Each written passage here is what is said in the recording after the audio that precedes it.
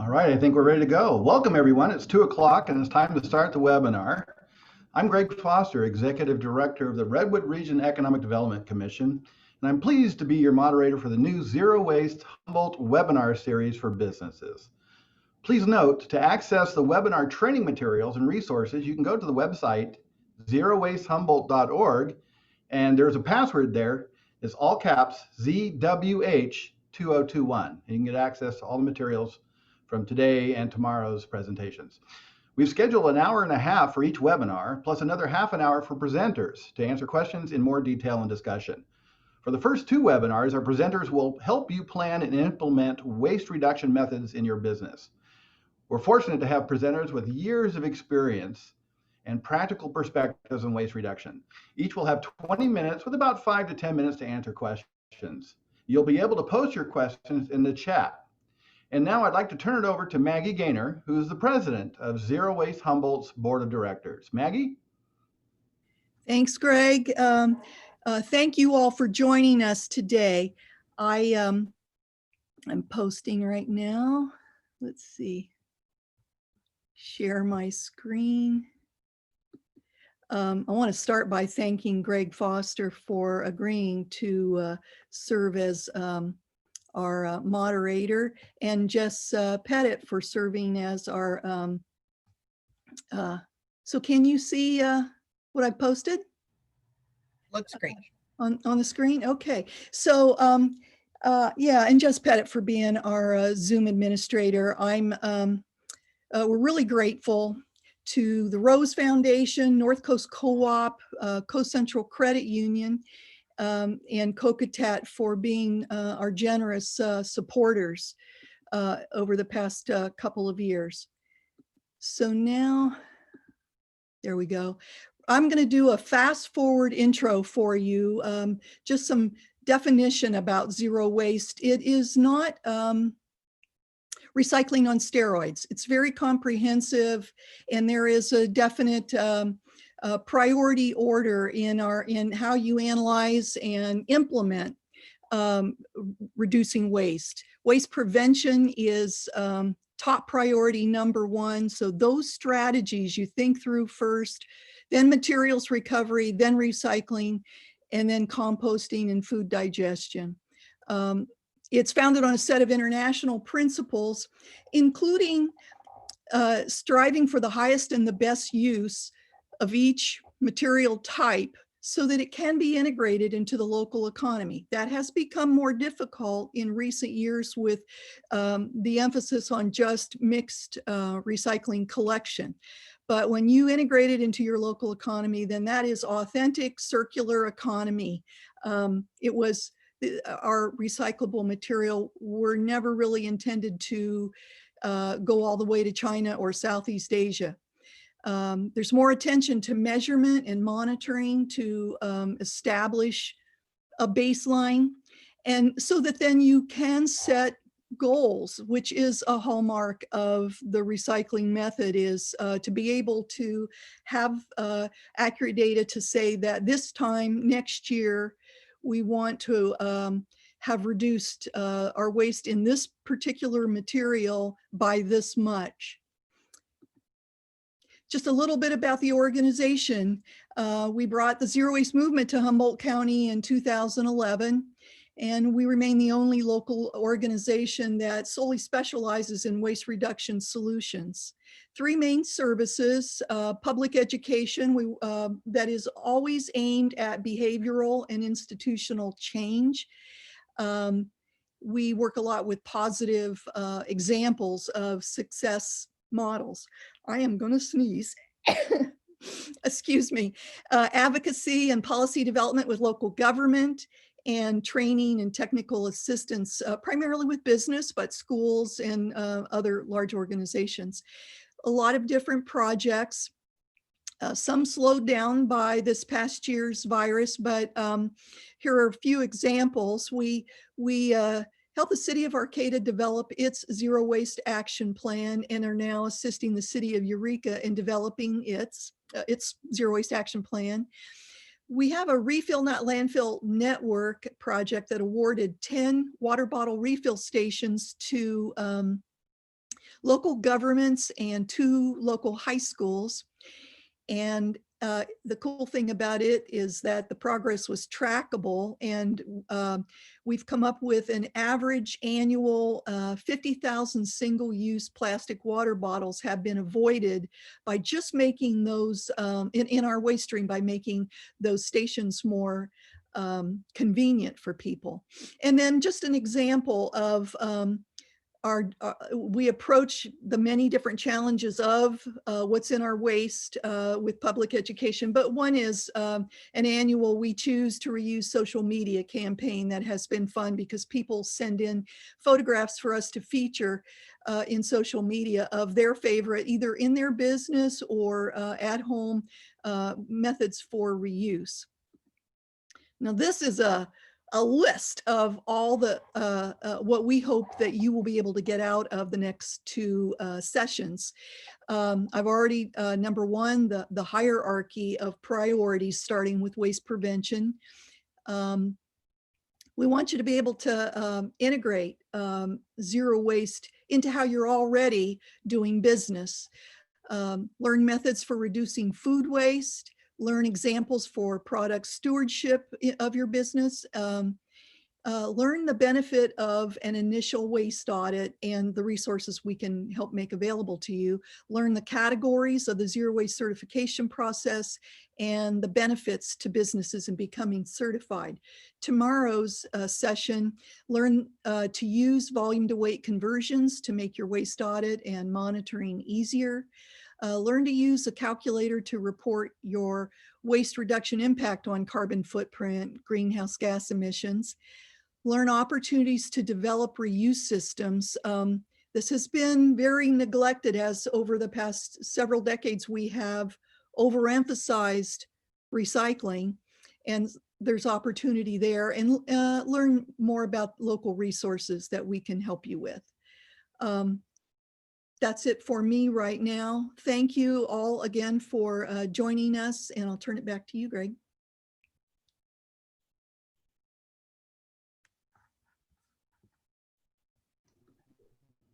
Great. Hey, thank you, Maggie. That was interesting.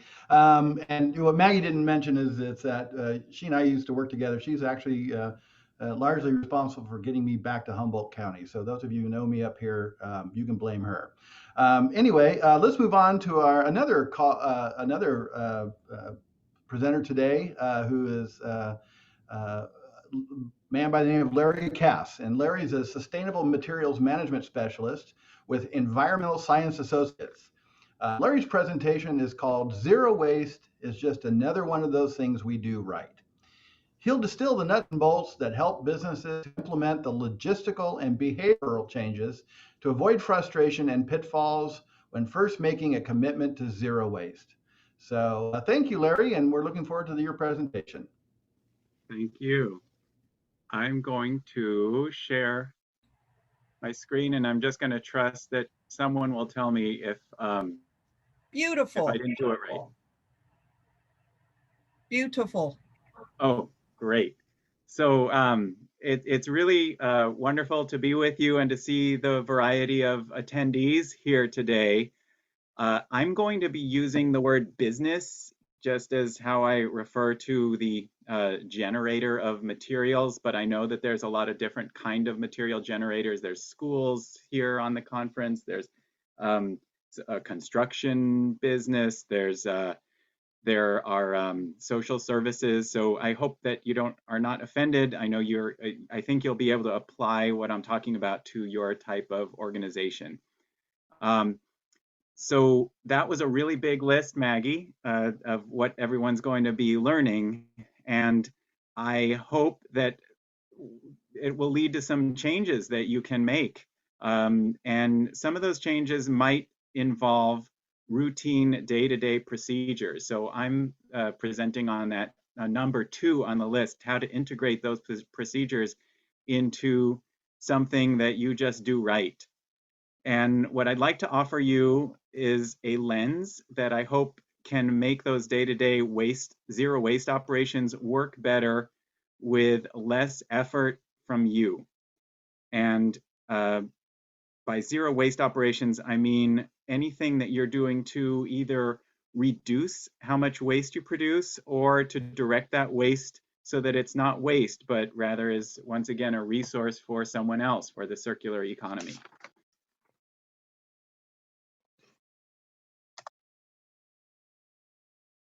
Huh. Let's see here. I'm trying to, okay, there's my lens. Okay, so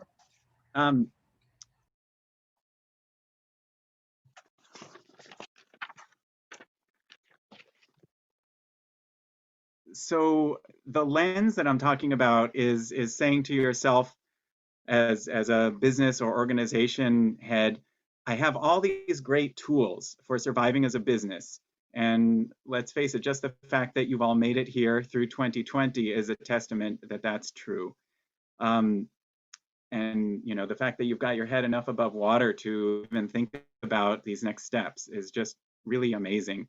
So what you're saying to yourself is, how can I make sure that I'm using this amazing toolkit that I have to make my zero waste operations work right?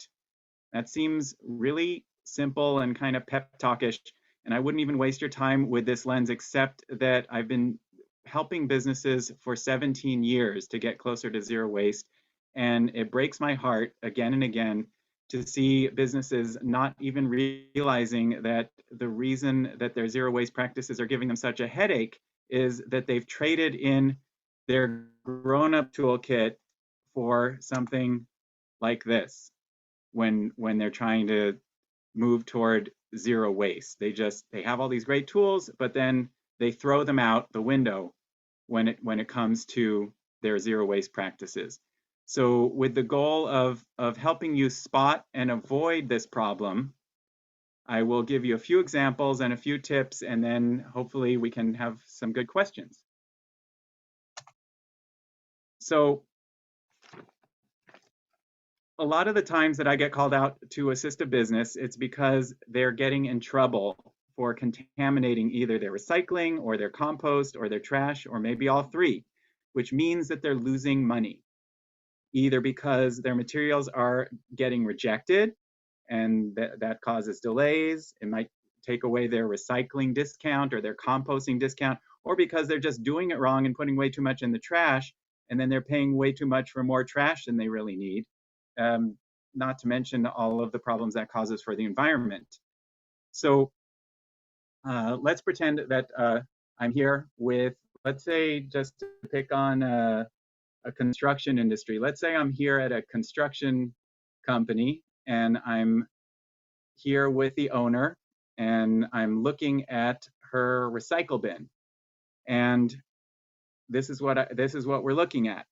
And she says, and this is not just me making it up, this really, really happens again and again and again. She'll say something like, well, you know, we just got a new yard manager last year and I just can't get him to keep the plastic out of the recycling bin. And that's what breaks my heart, because they're just not using their tools. I mean, imagine if I try to, you know, I hope she can imagine, you know, we just got a new foreman and I just can't get him to put the foundation on the bottom and the roof on the top. There are techniques that she already has to make her business run right that she's just simply not pulling in and recruiting to get this. Wow. Okay, so what are those tools and what does it look like? I like to break down this process of success into the what, the why, and the how.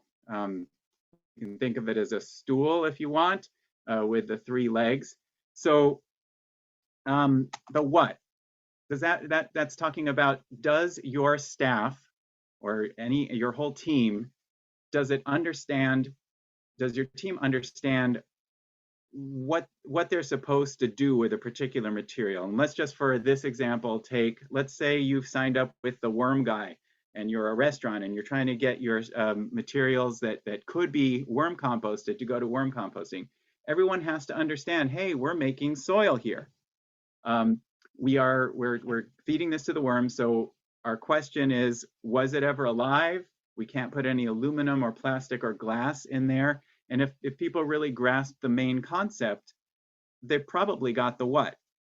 The why, a lot of it, believe it or not, even though I've got it in parentheses, is because I said so. Because I, as the owner, not only said so, but everyone can tell that it's really important to me. Beyond that, a lot of people do like to know that what they're doing, either recycling or composting or preventing waste, is good for the environment. It's good for their kids. I know you all have got that because you're all here.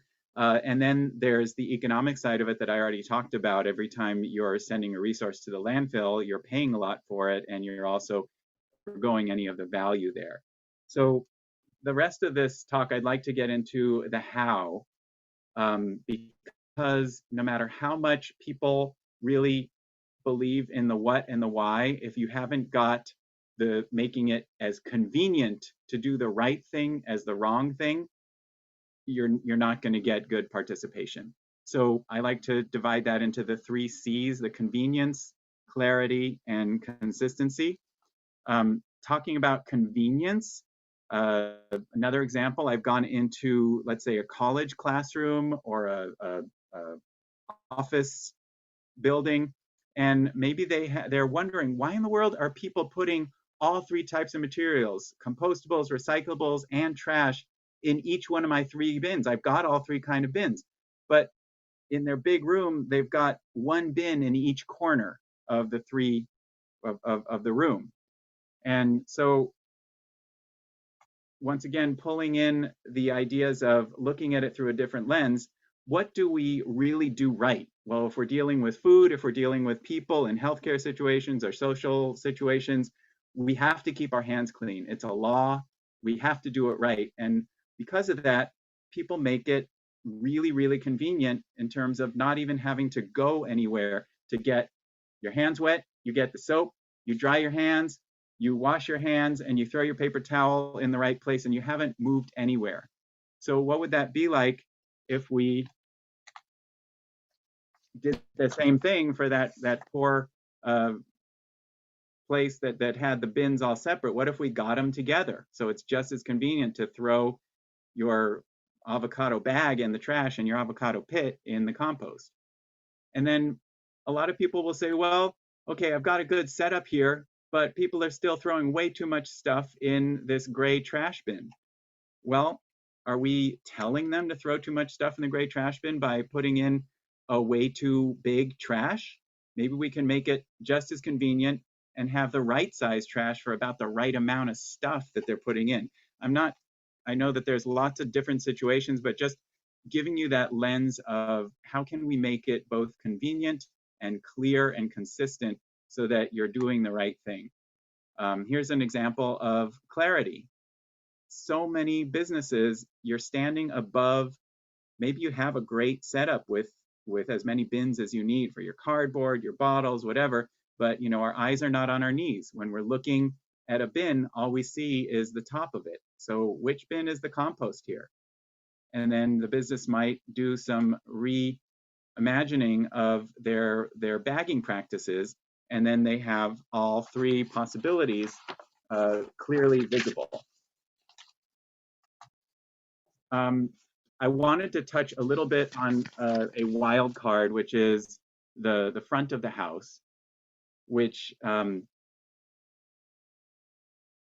is it's hard because in the front of the house, as this cartoon shows, the customers are really king and queen. They get to do whatever they want, and not only that, but the instinct is just to get rid of your discards as fast as possible. So how can we disrupt the customer's flow and get them to actually think about what they want to do, and how can we make things as clear and consistent for them as possible as well?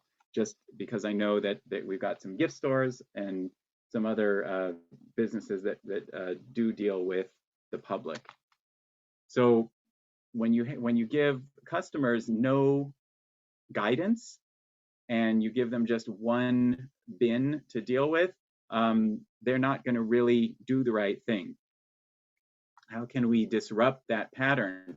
Well, a lot of public-facing discard stations are changing that pattern by giving the customers a lot of different cues. In this case, they're using color cues on the bins. They're using different bagging cues that you've got a clear bag for recycle, a green bag for compost, a black bag for trash. You've got different colored bins. You've got signs right in the eye zone so that as they're zeroing in on where they're going to throw stuff, they can't help but see the sign. So some more ideas of how to disrupt the most difficult people to disrupt, which is your customers. Maybe this is more in the style of a small local venue. I love this one that I saw getting a customer's attention. And then once again, even in front of the house, even with customers, if you've got mostly compostables and just a little bit of trash, why not make your discard station match? And then later on in this webinar, of course, you'll get some examples of how to encourage customers to use reusable mugs. I didn't put that reusable mug on the counter, but there it is to remind us that it's not just about putting stuff in the right bin. It's about preventing stuff in the first place from being disposable. Just as a tool for you, there are a lot of custom sign makers in terms of giving both your staff and the people who visit your businesses really clear cues. I'm not sure what's available directly through Humboldt County, but if the San Francisco sign maker and the Stop Waste of the Bay Area sign maker are available to anyone who wants to use it, and it's just a really nice photo bucket, and you can drag whatever images you want that are professionally photographed, or you can put your own images on, and it spits out a PDF that then you can use to educate your staff and your customers. Some fast food places go overboard or go all the way and they make their really fancy custom signs. You don't have to do that, but this is an example of something that Burger King did to try to get their customers to do the right thing. They're not doing the right thing, but it's a good try. And then also we do have to think about what in the world are we putting in our customers' hands in the first place. Like I said, if we can give them incentives for bringing their own containers or developing reusable models. I know that that there's some to-go container reusable models that are starting to flourish in Humboldt County. And then when you're dealing with compostable serviceware, just please stay away from things that look like plastic. Everything on this slide, on this table here, is technically registered as compostable, but there are some things that are much more intuitively compostable that customers might know could go to feed the worms, like let's say the fiber trays and the paper cups. Okay. The last part of this loop is getting back to your staff about how they're doing. This is just one example of a way to get back to your staff about, hey, you did a great job today on the compost, but not so great on putting too much in the landfill. This is a form that custodians or janitors can, even if they don't feel like taking the time to write anything, they can just check off a happy, a neutral, or a sad face for each material. And you can customize this, get back to your customers. If you would like this template, just email me. My email is at the end of the slideshow, and I'm happy to send it to you. This happens to be in Chinese, Spanish, and Arabic. No, this one's not in Arabic, but I've got it in Arabic too, and English. And then the last thing is celebrating, getting back to your own staff with your successes. What percentage of what you used to be throwing out are you now diverting about? How much did we prevent from the landfill too? And that can be gotten by just looking at the solid waste generated, this top line, looking at how many tons you generated per month. You can make a really simple graph or just spout some numbers to your staff at a meeting, or maybe your staff is 2 people. talk to them about it at breakfast. Say, hey, we're making 3 tons of trash per month in January, and by April, we're making only 2 tons. Great job. So it helps spur everyone on.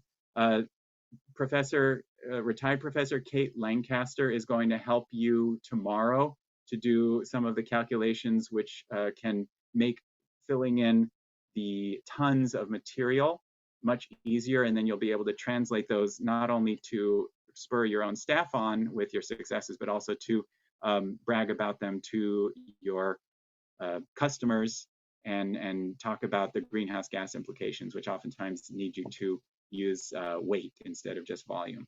So that is more to come on that. If I have time for any questions, I'm going to leave it to Jess to organize that. And otherwise, you can reach me at this email and at this phone number. Thanks so much for your time.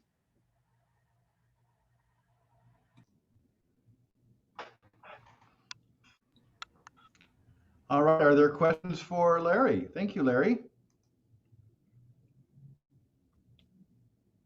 I'm going to stop sharing.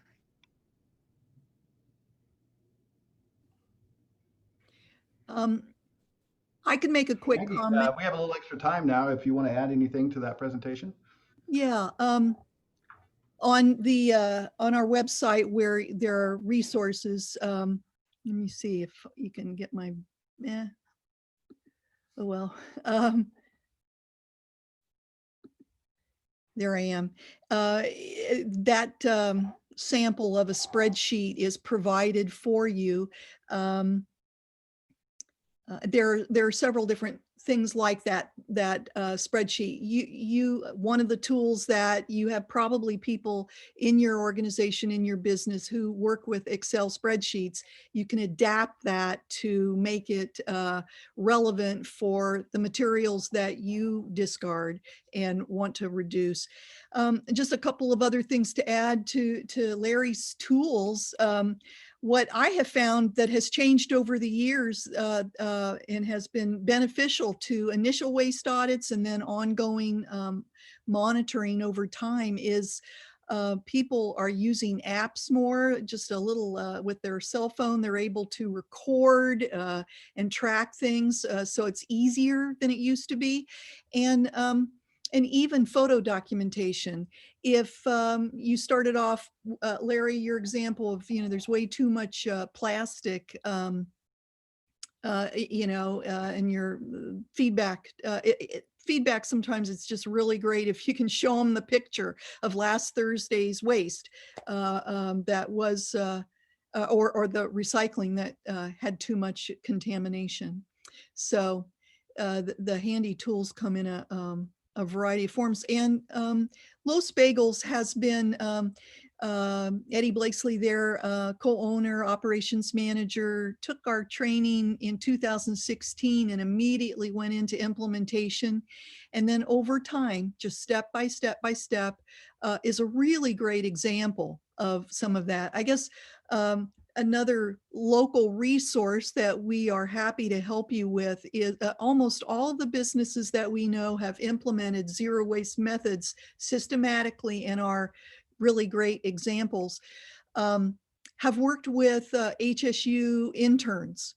And, sometimes it takes a little bit of time, but there's a variety of different departments that have highly motivated students who want to work with business or want to work in resource conservation, environmental science. And so we can help you with making that match so that you've got somebody to work with your staff and help you with that initial kickoff of commitment to doing a waste audit.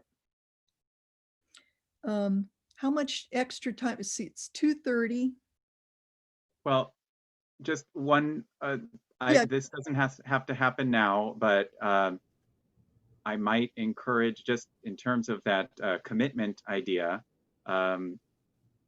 if you want to get back to me in any way to let me know or let the group know if there are any ways that you feel like you can apply this lens to what you're doing, of bringing so many of the tools that you use to do a great job at staying alive as a business to, once again, making, taking the headache out of operations, which could be routine for you.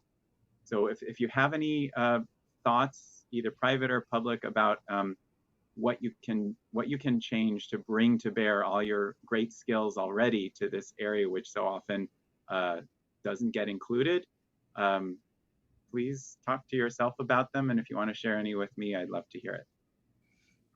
If there are any other questions, I think, Greg, I will share my screen again and a couple more slides and use the next bit of time to talk a little bit about the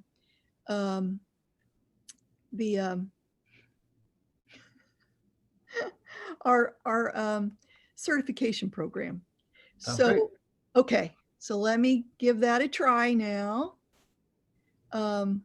Share screen.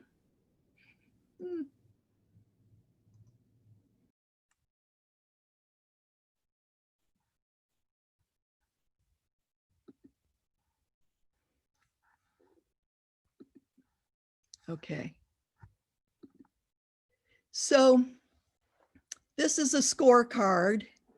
It's been, we looked at about 4 different certification programs around the country. Some are too loosey-goosey. They're a little bit like all you have to do is become a member and pay the fee for membership, and then you're certified.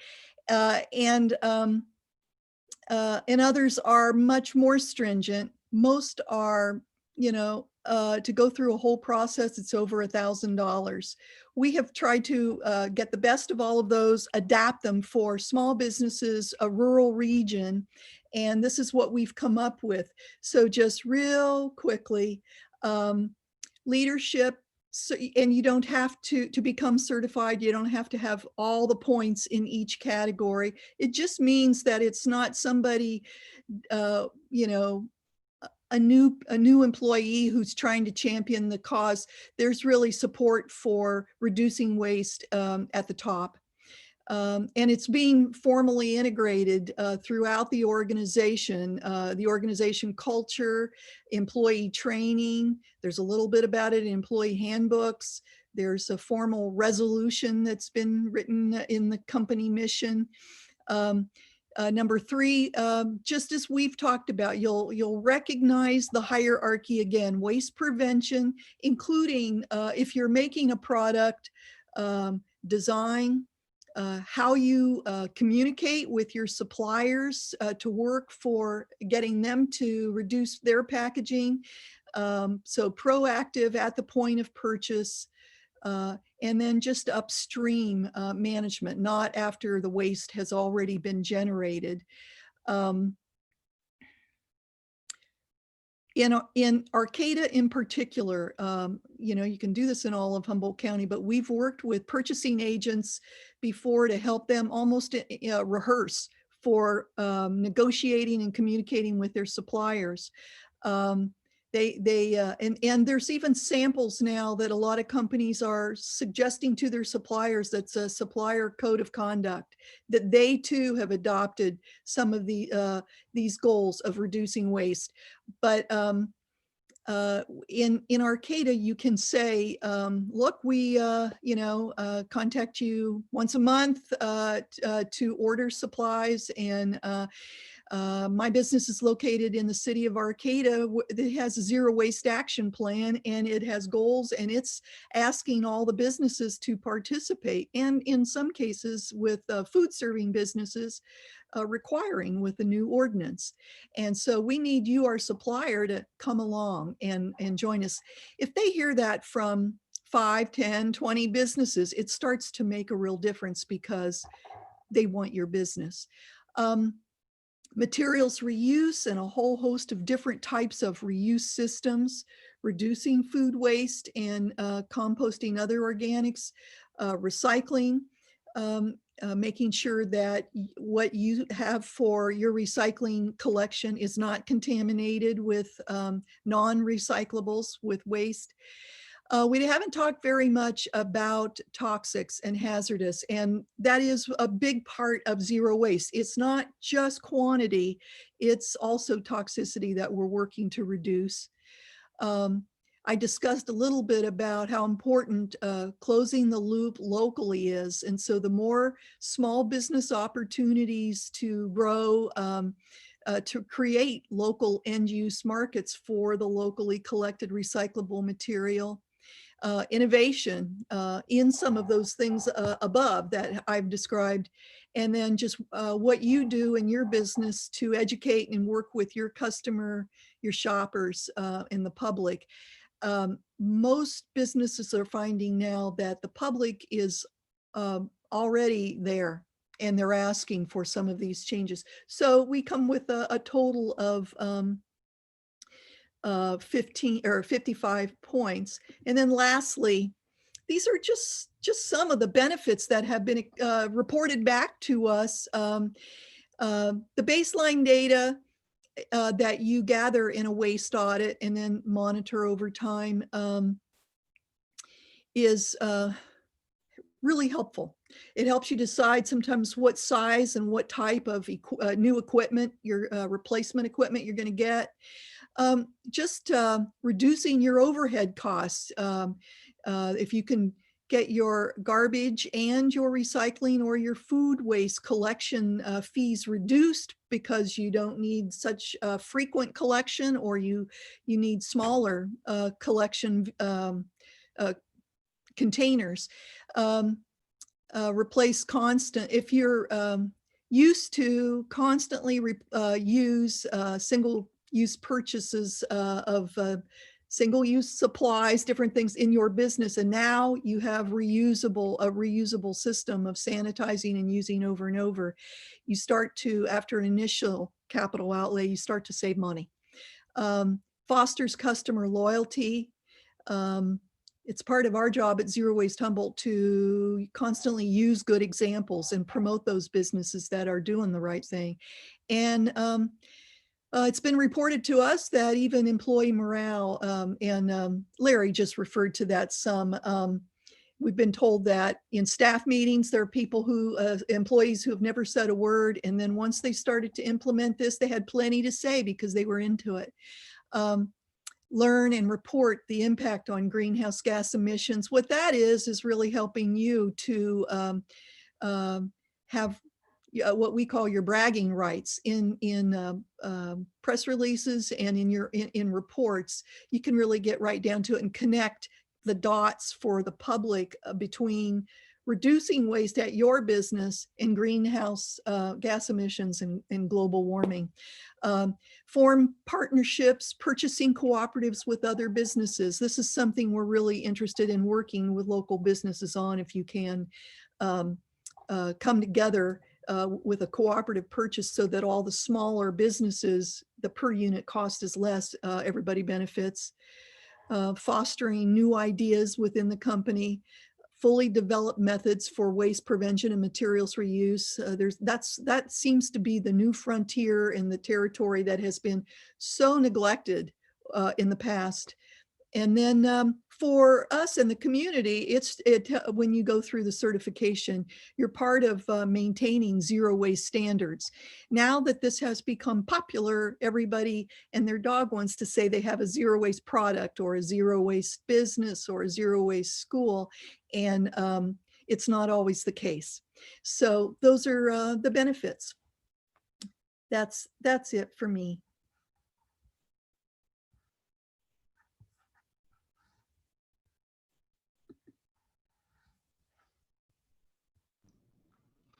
All right, well, thanks, Maggie, and thank you, Larry, for your presentation. Our next speaker is Ted Ward. And Ted and I worked together almost 30 years ago in the solid waste field, and now he is the executive director of the Del Norte Waste Management Authority. He's been doing that since 2015. He has promoted job creation from discards and environmental design to end welfare for wasting and foster zero waste for 25 years. In February 2000, Ward co-authored the Del Norte Zero Waste Plan, the first municipal zero waste plan in the nation. In addition to their recycling programs, Del Norte County is now has product stewardship programs for mercury thermostats, all household batteries, paints and stains, carpet and carpet padding, mattresses and box springs.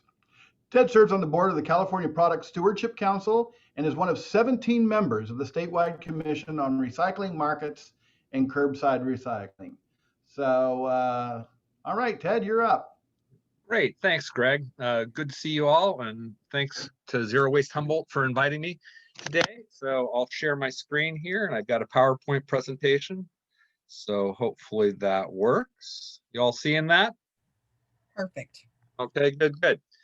All right, so of course we're all familiar with reduce, reuse, recycle, but lots of things are changing. And so I thought I'd highlight some of the things that are coming our way in the next few years. Extended producer responsibility is already here in a variety of ways, but probably more is coming. And food rescue will be a priority for local governments in the coming years under California state law SB 1383. So let's hoping that there we go.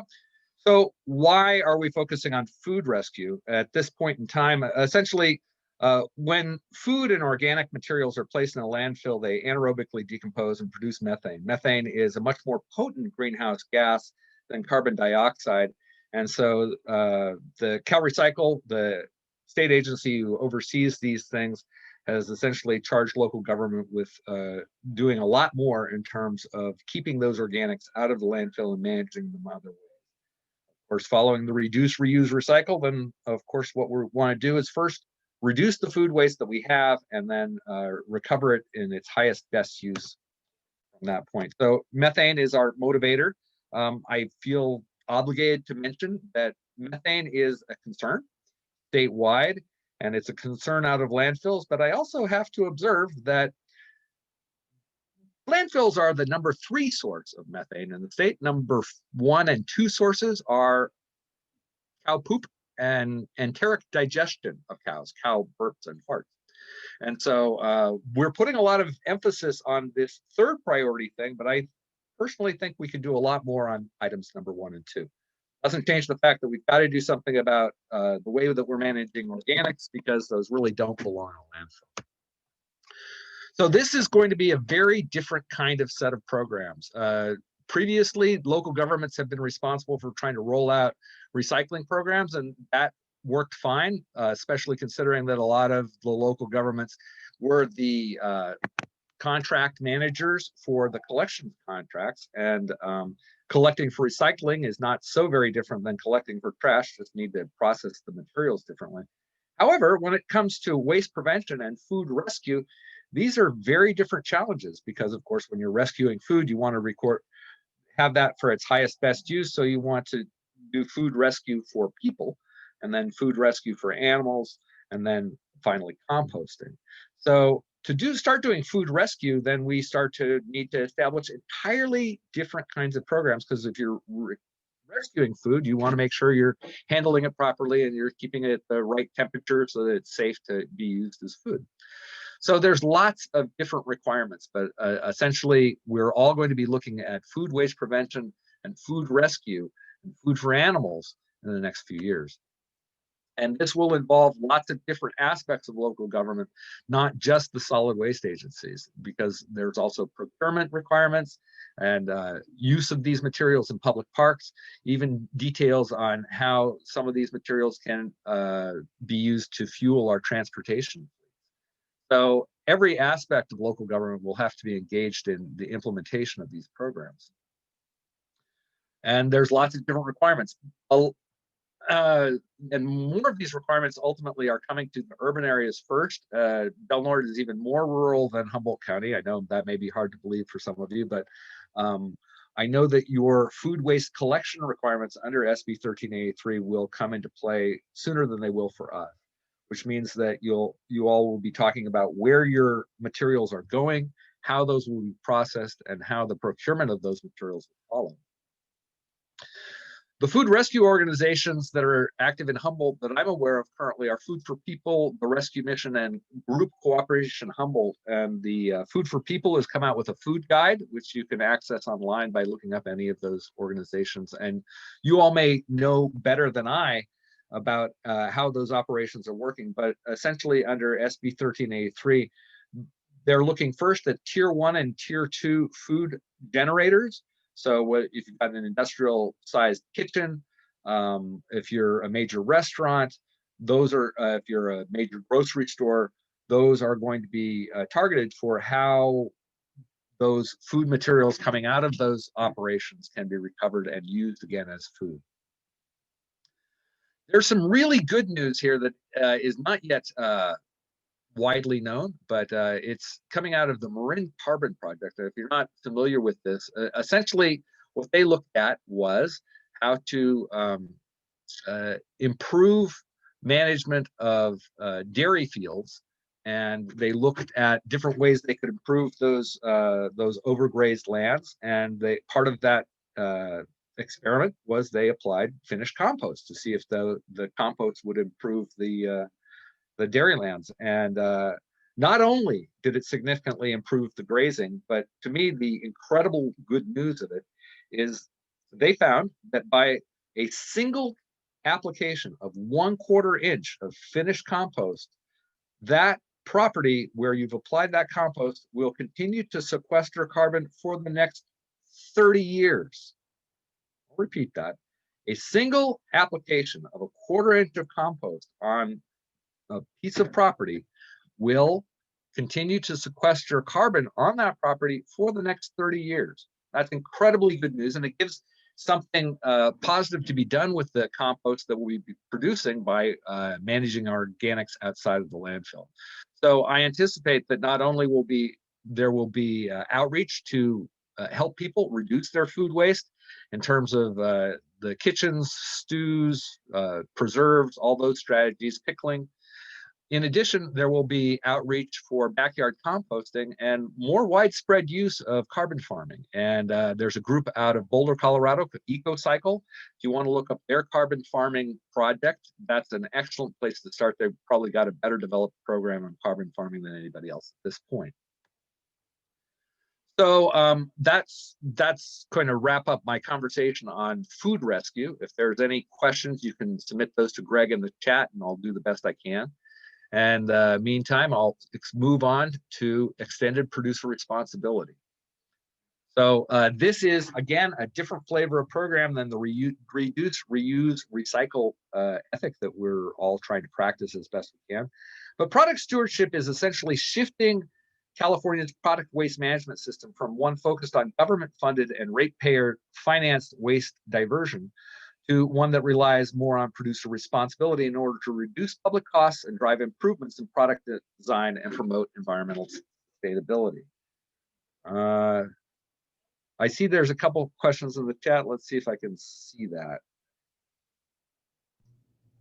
Greg, you want to read those out to me? Yeah, I certainly can read it out loud. This is from Jennifer, who said that she read that if you feed cows a diet that includes seaweed, it cuts down drastically on methane. Do you know anything about that? And do you have any information on that you can share? Excellent question. And no, I don't know anything about that. But yes, that's exactly what we need to talk about, because again, looking at the number 1 and 2 sources of methane, we need to figure out how to reduce every source of methane. If methane is a concern in the landfill, it's a concern coming out of cows, and we need to look at ways to reduce that. So excellent idea, but I don't know anything about it. Anything else, Greg? Nope. Okay. Moving on, product stewardship. Anything else, Greg? No, that's the only thing I see. Okay.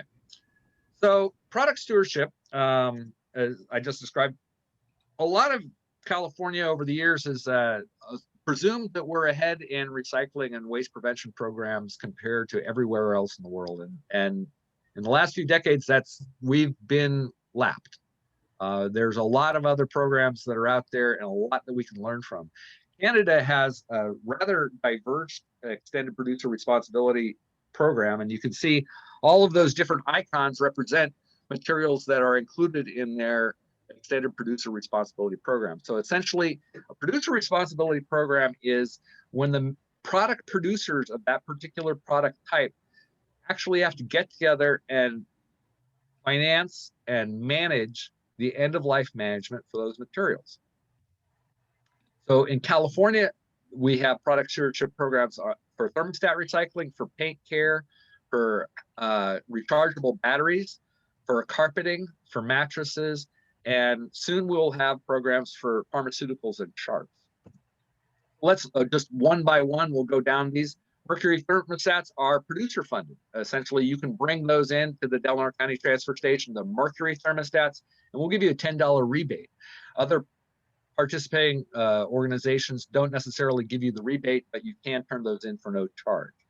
Mercury is an ongoing concern, and a lot of the regulation of batteries and fluorescent tubes and mercury thermostats are all designed to try to reduce the amount of mercury released into the environment.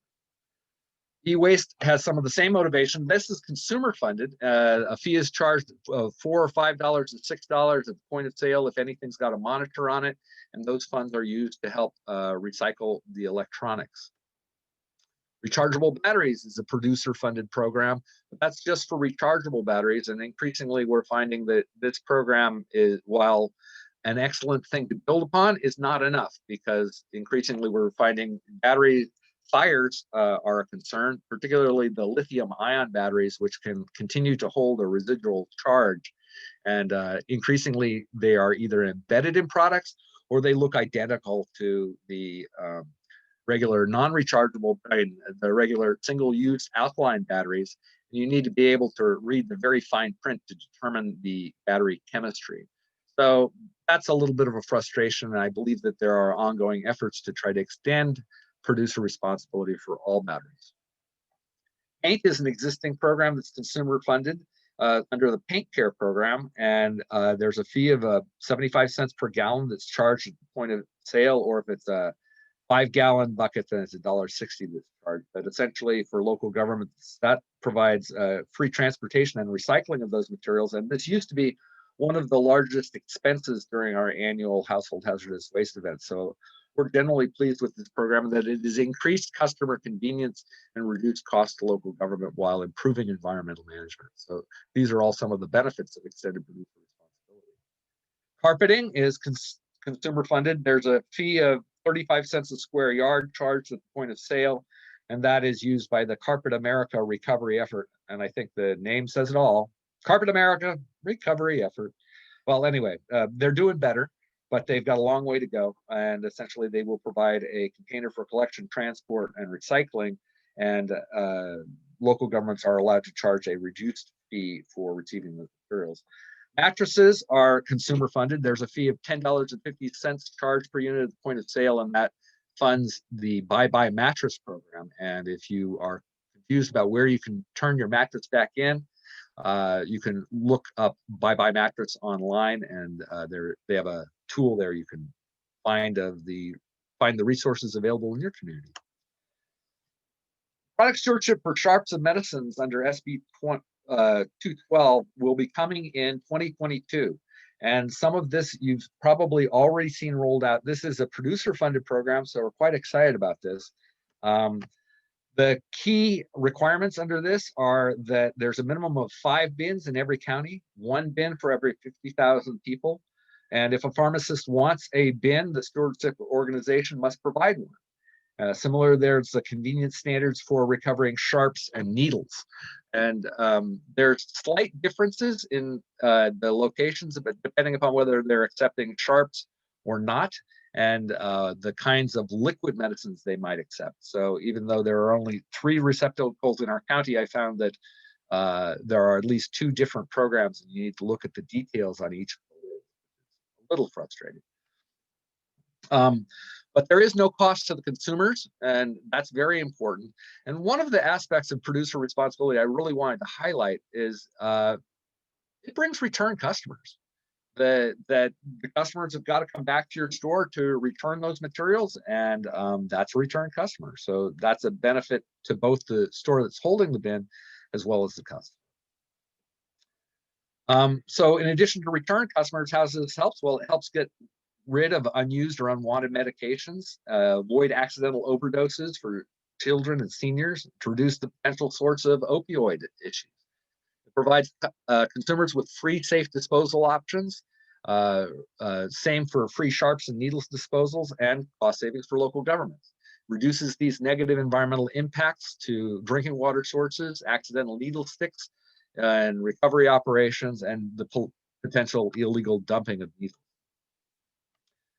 So another opportunity, not all refillable and returnable programs are product stewardship programs. And of course, some of these are developed under private initiatives. So one program we like to promote through the Product Stewardship Council is what we call the Refuel Your Fun campaign. And it's essentially reducing the use of those single-use 1-pound propane containers. Those are an ongoing challenge in that you really can't empty them completely, and having a little bit of residual fuel inside those containers can create a fire hazard. So, and unfortunately, the cost of managing those empty containers exceeds the cost of purchase oftentimes. And so consequently, local governments really can't afford to manage these materials as they currently exist. So there is a reusable 1-pound propane cylinder. You've got the camper example there. These are often available through U-Haul stores, but again, you just look online for Refuel Your Fun, you'll be able to find where you can get those. We have 3 locations here in Del Norte County, at the Hyuchi Hamlet, Suburban Propane, and the Lucky 7 Casino Fuel Mart there in Smith River. So I don't know exactly what you have available in Humboldt County, but I wouldn't be surprised, because of course we are a major destination for tourists, and we really want to be able to have tourists who have these refillable propane containers to be able to get them refilled just before they go camping in our community. So with that, I'd be happy to answer any questions. Thank you so much for your time. And again, I really want to support and encourage Zero Waste Humboldt. You're a unique organization, and there are very few organizations that are actively promoting waste prevention and waste reduction. I certainly applaud Zero Waste Humboldt. Great, thanks, Ted. We do have one question in the chat. The greatest tonnage of waste in construction is drywall, clean and with paint, waste wood, clean and not clean, and packaging. We've lost some resources that we used to have here, notably in the area of clean drywall. Is there any chance of getting that back on the North Coast? That's a really good question. Drywall can be processed as a soil additive. It's largely lime, and so that, but the paper needs to be removed, and of course, if it's got paint and drywall plaster on it, that needs to be removed. So you actually need a equipment to do that. There was an operation of probably 10, 15 years back now, where a person had a piece of equipment and they were stockpiling and processing drywall. But I believe they've stopped doing that. But I'm not familiar with exactly what's happening. But bottom line is it requires equipment, someone with expertise to do it in terms of getting the materials, processing it, and then marketing the lime and getting that used as an end product. So that's the challenge. To my knowledge, there is no one currently doing that in Humboldt. I guess I will add that for years, Kiernan Construction was one of the better recovery operations in the region, and they of the construction companies that might be interested and be looking at that, they would be the one. Okay, we have a question from Molly. Once mattresses, carpets, etc. are picked up, what happens to them? Do they end up in landfills, or do they get broken down for materials? That is a really great question. And it's probably one of the most important aspects of a product stewardship program, which is the producers of that product are actually responsible for managing those materials. So the bottom line is that most of those materials are being recycled, but the product stewardship organizations face the same challenges that other recycling operations do, in which it's a challenge to match the demand with the supply. And even though they've got both ends going, It's hard to build up the collection infrastructure at the same time that you're building up the end user infrastructure. But that is the challenge of product stewardship organizations. So the bottom line is these materials are increasingly being recycled, but they're not being recycled at 100% level that we'd like to see. But by making the producers responsible for that recycling program, it increases the oversight and the potential for actually getting to that the goal of getting all of those materials recovered. That said, I also want to point out that product stewardship programs are a little bit challenging on the reuse front, and that there aren't a lot of efforts, mostly if say a paint product stewardship program, their main motivation for seeing paint reused is only if they don't collect it. Not so much they don't want to collect the paint, process it, and then produce recycled paint as much as they would like to. If there is usable paint available in your community, they're happy to have that stay in circulation before they collect it. So I think that's an important thing to look at product stewardship programs moving forward, is how they support reuse and repair in addition to the recycling of the materials they collect. Great. And Maggie, did you have a question? I do. Can you hear me? Yes. Yeah. So there will be coming back probably in 9 months or so, a grant funding program for reuse through Cal Recycle. Right now, funding at the state level is uncertain, but we've been urged to approach them again later summer, fall. And I just want the businesses and the other organizations who are attending today to know we're looking for partners to pull together a creative and high impact a project design to propose to the state to fund for Humboldt County. So stay in contact with us about your interest. Ted, I had just a couple of questions. First of all, we've always contended that the more that ratepayers pay, the more that taxpayers pay, the more that consumers pay, the closer we get to actually forcing large corporate manufacturers to take more responsibility for their wasteful practices. And so I have a couple questions. One has to do with where are we at with any California legislation that would help with that, that will require more responsibility on the part of the manufacturer. And then I think we have a couple of different businesses here who, one is interested in what to do about air filters. You may or may not have some suggestions. And then we have a construction company, and there's a whole host of different kinds of waste materials there. And if there's something that you have an idea about. Yeah, I have one bit on the construction company because it was a happy story for our agency, which is, and I encourage everybody to work with Pearson's or any other rental company in the same kind of way. But essentially, we have landfill maintenance responsibilities. And so regularly we have, as an agency, we need heavy equipment. And but we have no real capacity to store that equipment or maintain that equipment. And so as we're looking at, gosh, we need a skid steer front end loader. And so I called our local company that might potentially rent that and said, hey, we have need for this every 3 or 4 months. We would like to be a regular renter of that rather than user.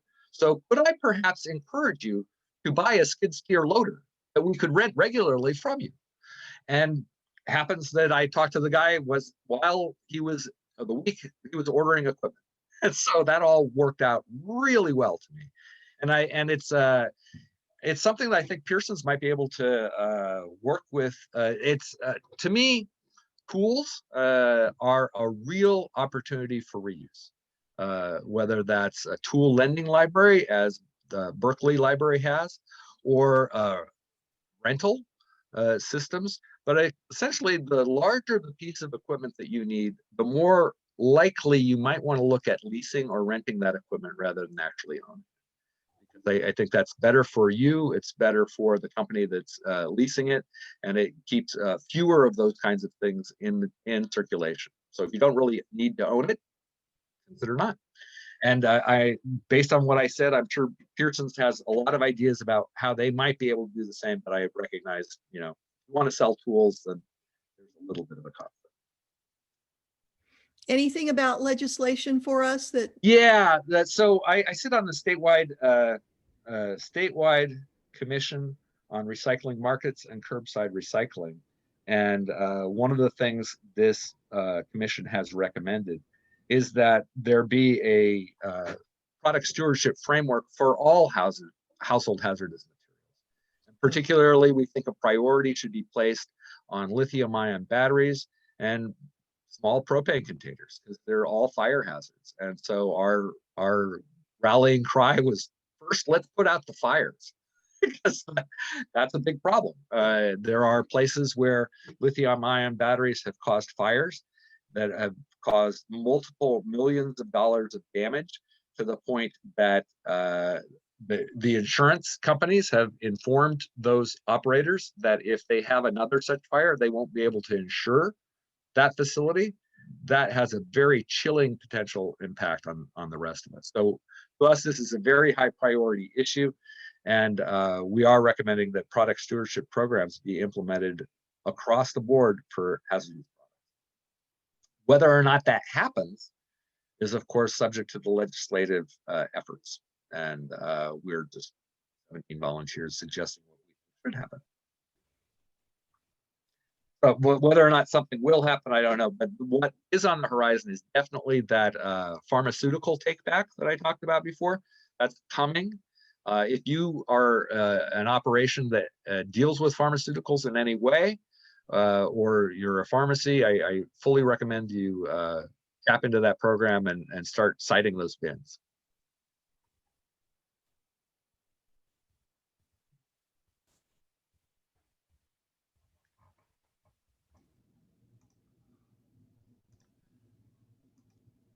Okay, there we go. Click on that start video button about 5 times before it took. Okay, so are there any other questions for Ted? No, so it says 24 of 26 slides, Ted. Do you have 2 more, or are you? Well, I actually, that's funny. I had 2 that I think complement the first presentation, and so I just thought I would throw those out, which is how can you reduce waste? But Maggie mentioned the toxicity of materials used in processing, and I think that's a really important one to look at. And if you are using toxic materials in any way, that's a real good potential cost saving. Then you have just-in-time ordering in terms of reducing the amount of inventory, because there's a cost to holding inventory. You can look at transport-related packaging, how much material you actually use and what kinds of materials you use in your packaging. How can you increase the reusability of the materials you use to deliver your services? And then look at the amount of material that you dispose of regularly, whether that's from shipping and receiving, from the offices, from production. Just lifting the lid on your collection container just before it's collected will give you a lot of insight into what your potential is. So it's really asking, how can you reduce the stuff that you have in your control? And then what can you increase? Can you increase the reusability of the materials needed to deliver your services? Can you increase the return customers based on how your services help them reduce waste?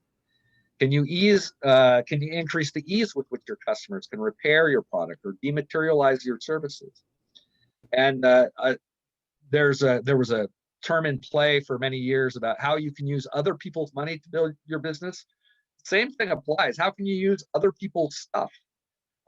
So the more that you're not actually owning and holding is going to be better for your business. And then finally, looking at energy efficiency. So there's the 80-20 rule. Essentially, look at your big pieces first, because they're going to give you the most yield for your efforts. Again, I mentioned leases and rentals and service agreements for larger pieces of equipment. Deconstruction may be a big opportunity if you're doing remodeling. A lot of businesses will consider themselves very efficient because on a day-to-day basis, they don't have very much waste, but when they do a construction remodeling project, somehow that's not on the budget. It's not even considered. It's not part of the waste profile, yet it is. So when you have those kinds of opportunities, look at those as well. Of course, we've got the standard office waste reduction systems, looking at going paperless, or at least having a box for using that other side of the paper before it goes out in the recycling bin. Maggie mentioned the importance of supportive, eloquent customer advocacy. I think Larry mentioned reuse systems. But in general, part of the challenge, I believe, for waste prevention programs is local government has been focused perhaps entirely too much on collection.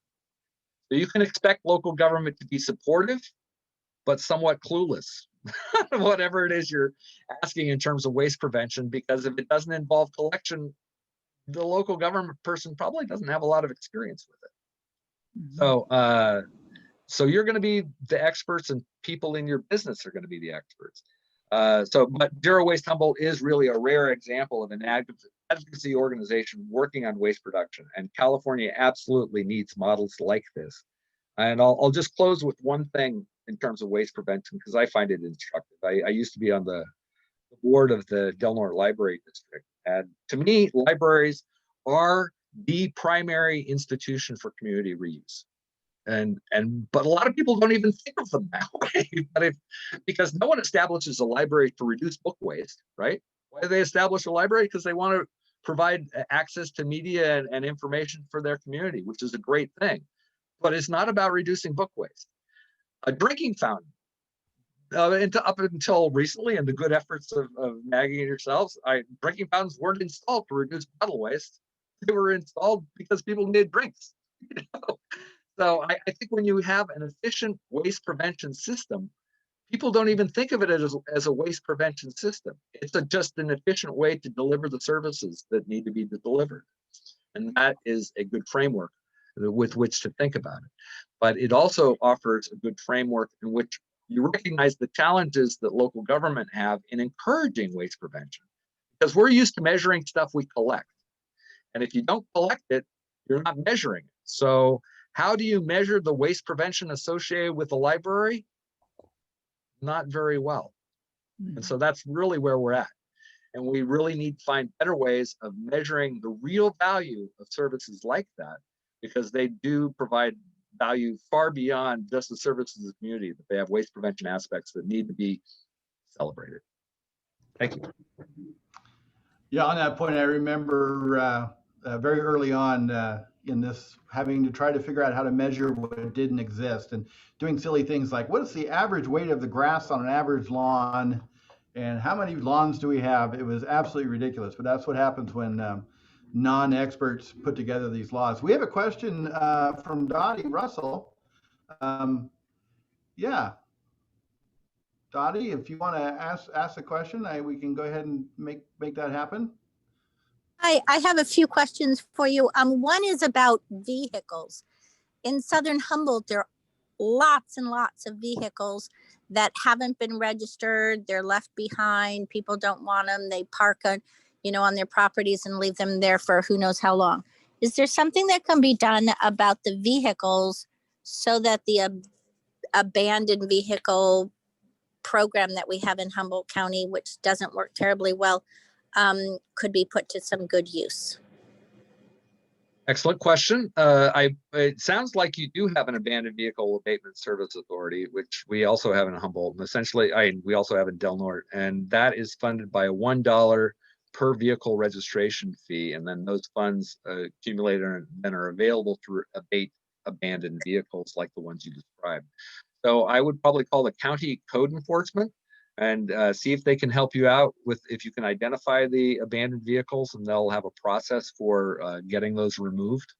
But usually the resources available through those abandoned vehicle abatement services authorities are inadequate to the task when you start considering things like abandoned mobile homes and RVs, which oftentimes, unfortunately, it's kind of a loophole in our lives currently, in which there doesn't seem to be a limitation to the ability for a person to just sell or give away an RV below the cost to properly manage that as when it needs to be disposed.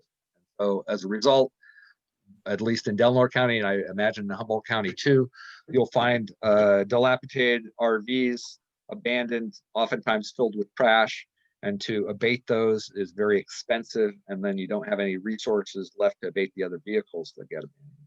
So it is an ongoing challenge. And I've discussed the potential for increasing those fees so that we would have enough resources, but I've been told that's doesn't have a snowball stand. Isn't there something that could be done to take the RV part off so that the frame or some aspect of it could be used again?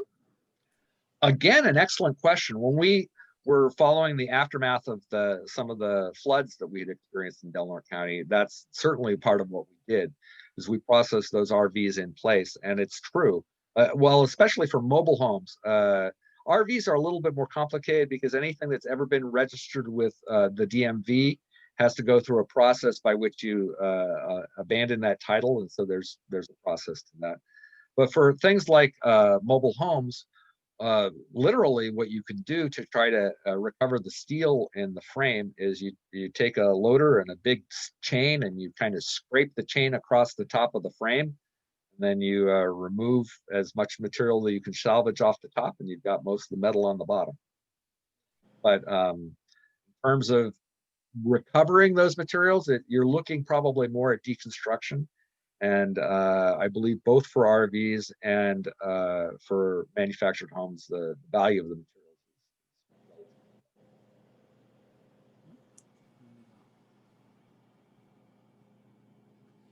Questions? I'm not seeing any in the Q&A.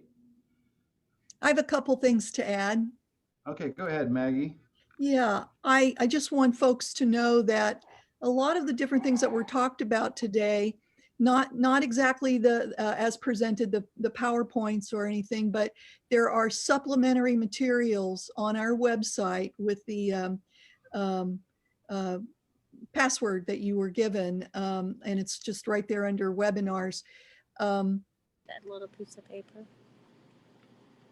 There was a little piece of paper that had. There we go. So anyway, I just want to encourage you to take a look. And then some of what we'll be talking about tomorrow, some of the next layer of presentations and information for you. There are some templates, some models, some examples, reports, and just basic fact sheets and information that have been compiled to update your information and again explain the hierarchy of approaching zero waste. There is a film, a 54-minute documentary that I would urge everyone to watch called Plastic Wars. It's one of those frontline films, and it does a great job. It's well researched. It does a great job of explaining what has happened in the past several decades now since the beginning of modern day recycling in Earth Day 1970 with plastics and single-use plastics and the overwhelming problem of plastics in our environment, in our waste production that is just never ending. It doesn't just harp on the magnitude of the problem. It really helps to explain how it got started in the first place. And what's come of it is how it's put together and is eye-opening is that many of the lead executives of the largest Exxon, the largest petrochemical industries that are the manufacturers of all the single-use products have retired in recent years. And it's almost like they took a truth serum or something. And when these PBS and Frontline and NPR journalists are interviewing them and finding out more and traveling overseas to where the markets, the buyers of the material are there, which is a horrific story. They are telling the truth. And it's a little bit shocking, even for someone like me, to realize how much I had been bamboozled by the plastics producing industry. And so I want to urge everybody to view that. And you can get it easily. The link is in those resources under plastics, single-use plastics. And then there's also, it's, if you just go to YouTube and Frontline, and you'll find it all right there. The the two remaining topics that I want to squeeze in a little bit today and a little tomorrow are on greenwashing, which is a topic I've written about quite a bit over the years. Every few years I'll write about it again, most recently for the Eco News. And the thing is it just keeps getting worse and worse. And our field of, it's a whole issue of truth in advertising and packaging, and in the field of waste reduction, it is particularly bad. So when you and your businesses are ordering supplies, it is really difficult to not be bamboozled.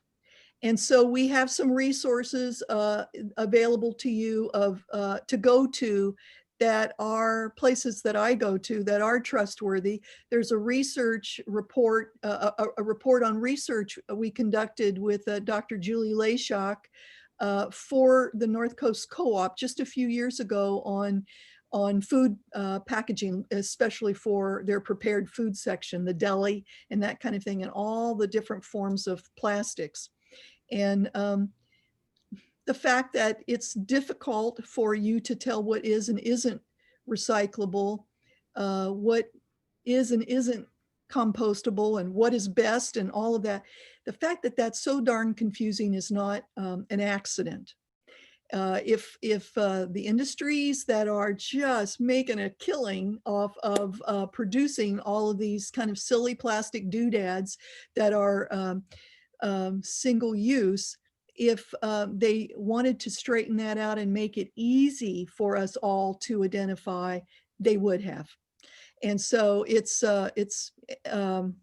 yeah, this area of greenwashing is of real interest to me. So I think I'll just talk about that a little bit and save what I give a presentation for the Arcata Chamber with Eddie Blakesley in October, and on zero waste in the time of COVID-19. And I'll address that tomorrow.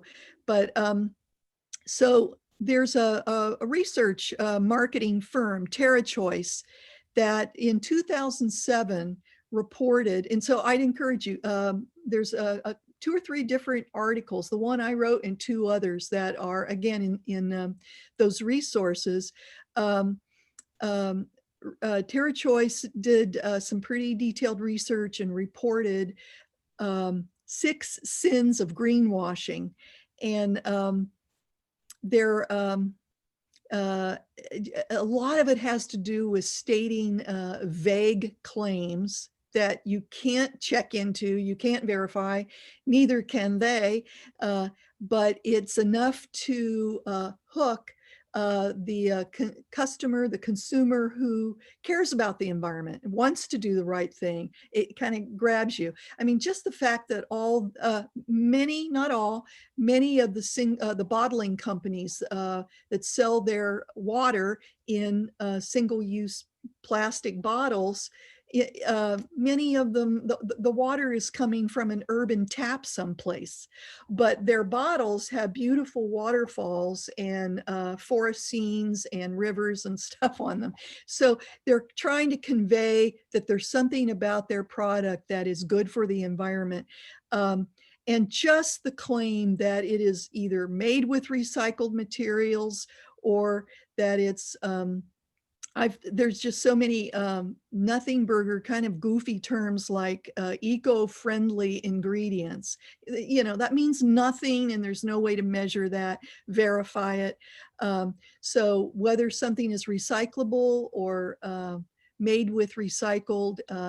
There are ways to confirm that, but they're widely used and often not correctly, inaccurately, it's a lie. and so BPI, Biodegradable Products Institute is a source that I trust and go to for up-to-date research.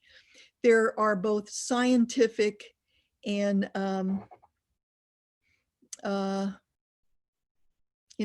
scientific and economic definitions for what is compostable, what is biodegradable, what is bioplastic. You know, all of these terms, they're used interchangeably, and they mean very different things. And it would not take a whole lot of time for you to educate yourself so that when you're making purchases, you know more certainly that, I mean, I have seen a lot of businesses make big purchases, then they feel like they've got to use them up before they repurchase. So they've made some big mistakes. Ted, are you going to ask? I'd like to say something about that, because this issue, oops, sorry. No, Ted, we don't hear you now. Okay, now. Yeah. Okay, good. So this issue has come before the statewide commission multiple times, and unfortunately, I know that small businesses that are in food service are very interested in having either products that are either packages that are recyclable or compostable, and I just have to let everybody know both of those have serious problems as they stand. The problem with paper products is they generally put a plastic liner on them, which makes them not compostable. And the problem with the BPI certified compostable materials is that, at least in California, for most compost processors, on a practical basis, they look so much like the other non-compostable materials that they all get screened out as non-compostable, whether they are or not. And so, of course, the folks who are trying to sell these materials as compostable want to assure their products are totally compostable, but they aren't always, in terms of, and the reason for that is that California, has very high land values. And so in Southern California, there's only so much time that they can afford to have those materials processed on site. And if it takes more than 60 days. Whoops, you froze. I'm going to wrap up a little bit. Ted's point is well taken. Just some of the other, common vague terms: non-toxic. Oh, my favorite one, that, as far as vague, is green. We're greening our business, green this, green that. Plant-based, eco, environmentally friendly, bio, and sustainable practices. I mean, you can go on and on. These are vague terms that do not help you when you're trying to work with suppliers, choose the right suppliers, and so it is easy to be tricked. I always, and I think Ted may have been getting to this, again, we go back in your thinking about working with suppliers and getting your purchases. There's a priority order in your thinking. Always first, is there a way that we could deal with this need in our company of serving food or manufacturing or whatever, that could be handling this as returnable, refillable, washable, sanitizing, so reuse. And then the next thing would be fiber, paper-based fiber. And again, the thing that has come up in recent years is more and more, there's a thin layer of plastic on the inside. I was just recently caught by surprise that I had been putting in the recycling container something that I thought was all paper, and it had a layer. I've discovered later a layer inside. And then you've done, the logical order: first reuse, sanitizing, washing, keep reusing, then the next, and people bring their own containers, whatever. And then you go to paper and other fiber-based single use. And then lastly is plastic single use. This is all a setup for a little presentation that I'll give next tomorrow in the next session about COVID-19, because it really sets the stage about how easy it is for us to be bamboozled, and the public's fears about the spread of this disease, and your businesses in wanting to protect your employees and your customers have been taken advantage of by the plastics industry that promotes single use. Oop, someone beeped. I don't know who that was. I think that was Ted saying goodbye. So Okay. Yeah, it looks like we did lose Ted. Looks like he's having some broadband issues. So if there are any questions, go ahead and email him, or I guess you can throw them in the Q&A now. And if they're for Ted, we'll try to get you that answer offline. Any other questions or last thoughts before we talk about what's happening tomorrow?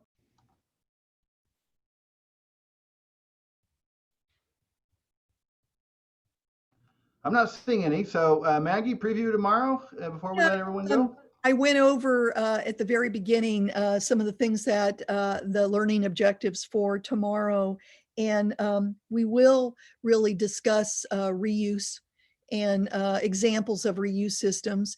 And the two kind of simple math problems. One is volume to weight conversions that can help make your waste audits go easier and more convenient. And the other is working with, there's a huge variety out there of calculators, and how to translate what you're doing in reducing waste into carbon footprint. And then you can brag about it in your press releases and reports. Oh, and I think a shining example tomorrow is Los Bagels. Just about everything that we've talked about today.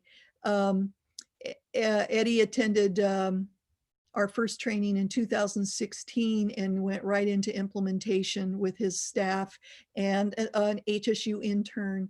And even in the time of COVID-19 has systematically been careful about waste reduction, and they're pretty remarkable, and even has examples of how they've in certain areas really saved money, reduced cost significantly.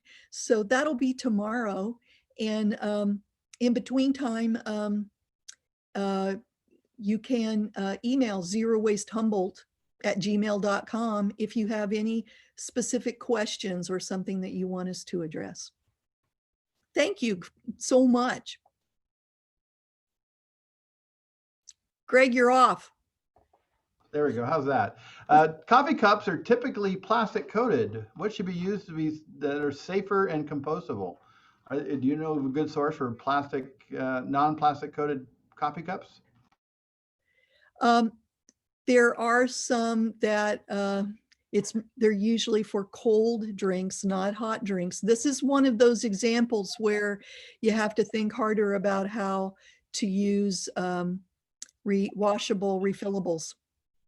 That is the best answer to that problem. Make them pay a deposit. How about you, Larry? Do you have an idea? I see you coming on the screen there. Yeah, I will certainly agree with Maggie there.